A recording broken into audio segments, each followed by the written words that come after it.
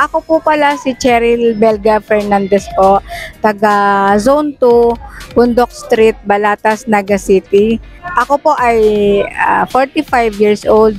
Tapos ang aking disability ko po is hearing impaired po. Nag-umpisa po ito 2 years ago. Tapos nagkaroon po ako ng pananakit ng tenga, and nagpa-check up po ako, tapos doon po na found out na infected na yung right ear ko.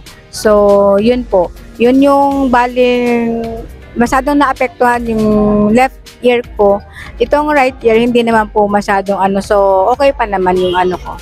Actually malaking epekto po yun sa sarili ko, kasi feeling ko nabawasan po ako ng sa aking pagkatao.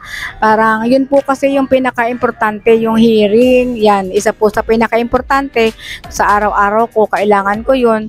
So mahirap din po talaga. And nung nalaman naman po yun ng family ko, siguro ang na lang nila is tanggapin yung aking karamdaman. And pero naman po sila, tumulong sila sa akin para kahit paano maipagamot po yung yung sakit po ngayon. Pero sinabi po ng doktor kasi na daw po talaga yun, infected na. So parang ang pinaka solution na lang is hearing aid, yung maglagay na lang po ng hearing aid. Yun po. Sa araw-araw po kasi pamumuhay ko, since ako po ay bookkeeper, freelance bookkeeper, araw-araw po kailangan ko makipag-communicate dun sa amo ko, tapos pupunta ako sa kung saang mga ahensya. Ngayon, kailangan ko talaga yung hearing. Ngayon, yung communication, mahirap po kapag hindi nagkaintindihan. Ang ginagawa ko na lang po, sinasabi ko na lang yung totoo na ganito nga yung sitwasyon ko. Tapos kapag hindi naiintindihan yung sinasabi nila, siguro ang pinakaano ko na lang is humihingi na lang po ako ng pakiulit po yung sinasabi nila para po magkaintindihan kami. Before pandemic po, ang aking work po noon is freelance bookkeeper po. Ngayon, doon po sa work kong yun, hindi naman po talaga fix yung aking nakukuha, kasi hindi naman talaga yung katulad nung empleyado na talagang monthly may sila, may sahod. Ako po kumbaga on call lang po ako, kasi nga freelance lang po ako. Ngayon, hindi po yun sapat. Lalo na po sa akin kasi single mother po ako, may isa po akong anak. Hindi po talaga yon sapat sa araw-araw namin. Pero malaking tulong po yung family ko, lalo na yung kapatid ko na kung saan po ako nakatira sa ngayon. Kasi kumbaga sila rin yung kahit paano nagbigay sa akin ng yung tulong na pwedeng makadagdag sa pang-araw-araw namin pong mag-ina. Sa totoo lang po, nung pandemic po yun, talagang mahina po yung since nagsara yung mga kumpanya, nagsara muna po yun, kaya talagang malaking epekto po yung nangyari sa buhay naming mag-ina. So yun po, nandun yung family ko para magbigay ng kahit kaunting tulong para makaano kami sa araw-araw na pamumuhay ng aking anak. Tapos yun, nakaisip po ako ng online selling, kung ano-ano po ang mga binibenta ko para lang po maka-survive kami nung anak ko sa araw-araw po. Nalaman ko po itong Atrieve, lalo na po yung pa-training kay yung sa PWD president ng barangay namin doon po sa Balatas. Tapos in-inform po nila ako. Ngayon, pinasa po nila yung contact number ko kay Miss Norlene Oco. Tapos yun po, kinontak ako ni Ma'am Lynn. Sabi niya sa akin kung gusto ko raw pong mag-attend ng training ng Atrieve. Sabi ko, hindi ko sasayangin yung pagkakataong ito, kasi unang-una, alam kong makakatulong sa araw-araw kong pamumuhay, lalo na kaming mag-ina. Sabi ko, kung ano man ang pwede kong matutunan doon, pwede kong may apply, and siguro yun naman yung magiging way ko para maipagpatuloy ko kung ano man yung kakayahang meron po ako. Nalaman ko po yung etong tungkol sa Atrieve, lalo na po yung Digital Business Basic Training Program through our PWD President, Sir Dennis Rebellion.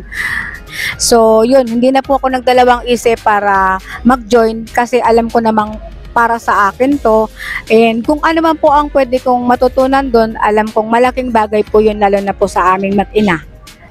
Ang sinubmit ko pong business proposal sa DBBT, ito pong bouquet, paano mag-arrange ng flowers, tapos po ito, dagdag na rin po ito mga native bag. Pero actually, ang nasend ko po dun sa business is yung flowers po talaga. Nakafocus po ako kasi dun po talaga yung linya ko. Sa araw-araw naman po, okay naman po yung kitaan. So, nag-enjoy pa po ako. Saka pala kung nais nyo pong mag-order sa akin, meron po akong FB page, Cheryl Fernandez po. Paki-message na lang po ninyo ako kung sakaling kayo po ay may order po. Ang challenge po sa akin nung ganitong business is yung availability ng mga materials. Minsan kasi yung mga raw mat, hindi siya available. Tapos, halimbawa may order sa akin, may request na kung anong pwedeng i-customize, hindi available yung iba, yun po ako nahihirapan. Tapos, syempre yung iba, kinakancel nila kasi syempre mas prefer nila yung sinubmit nilang design. So, yun po ang pinaka-challenge sa akin. So far, yung naman po, tinanong kami kung gusto naming palitan yung business plan na sinubmit namin. Pero sa akin palagay, hindi na. Hindi ko na po yun pinalitan kasi ito po talaga yung gusto kong business. Saka ito yung passion ko. Ito talaga yung hilig kong gustong inegosyo po.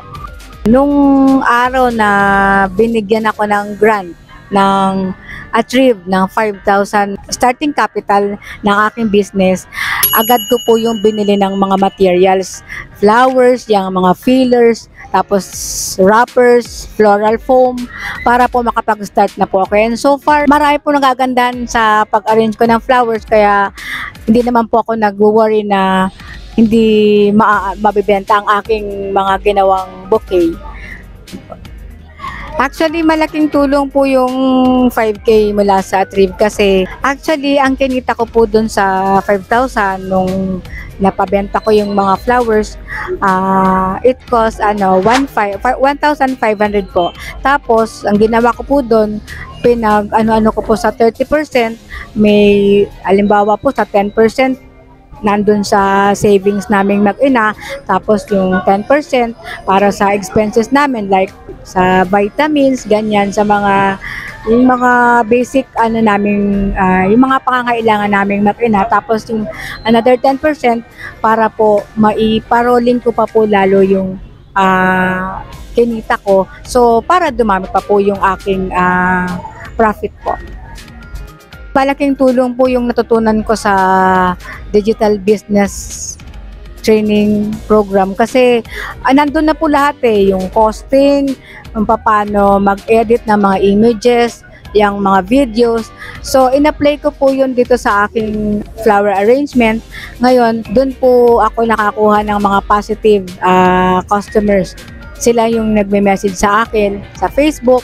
Bukod sa maganda na yung arrangement, napapaganda pa yung pag-edit ng mga images. So, lalong na-attract po yung mga nakakakita po. Ang realization ko po doon after nung training namin sa Atrieve, nung unang pasok ko, parang iniisip ko, parang kaya ko ba to? Ang daming mga dapat palang kung paano ang tamang costing, paano yung percentage, mga ganun.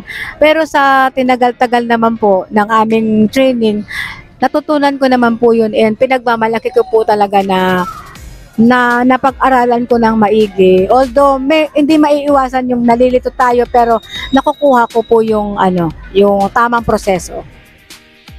Sa mga gusto po palang sumali sa Atrieve, lalo na po dun sa mga taong parang nagkakaroon ng pakiramdam na parang napanghihinaan ng loob, katulad ko po mga PWD. Ako rin po, isa po ako sa natulungan ng Atrieve. Malaking tulong pong nagawa ng Atrieve sa akin, lalo na po sa buhay namin mag-ina, dahil ano po kami ng training ng ganito, kaya po ngayon pwede kong sabihin na produkto po ako ng Atrieve. Yan po. Si mga gusto pong sumali, coordinate po kayo sa Atrieve mismo, so they can guide you kung paano po kayo makasali doon. Malaking tulong po yun, sasabihin ko sa inyo, kasi ako po talaga isa sa mga natulungan po ng Atrieve. Para po sa katulad kong PWD na gustong sumubok, pero yung iba po na panghihina ng loob or may takot kasi nga iniisip nila yung disability nila, wag po kayong magdadalawang isip. Kahit ano pong negosyo, pwede po kayong magpa-guide sa Atrieve. So sila po ang mag-aano sa inyo para magkaroon po kayo ng chance na maipakita nyo rin kung ano po yung talent nyo sa buhay, and wag po kayong mawawala ng pag-asa. As long as meron taong patuloy na nagtitiwala sa inyo, nandyan din po ang ating Panginoon, go lang po tayo. Maraming salamat po sa Voice Philippines, Norphil PFID at Miliani Funds. Maraming salamat po sa pagpa-fund nyo sa Atrieve para po mabigyan kami ng ganitong programa para maipakita po namin ang aming talento. Salamat po. Maraming salamat po ulit sa Atrieve, kasi malaking tulong po ito sa aking buhay, lalo na po sa aming mag-ina. Tapos ito pong binigay ninyong fund, itong 5K assistance, malaking tulong po talaga yung Atrieve sa buhay namin mag-ina. Maraming salamat po.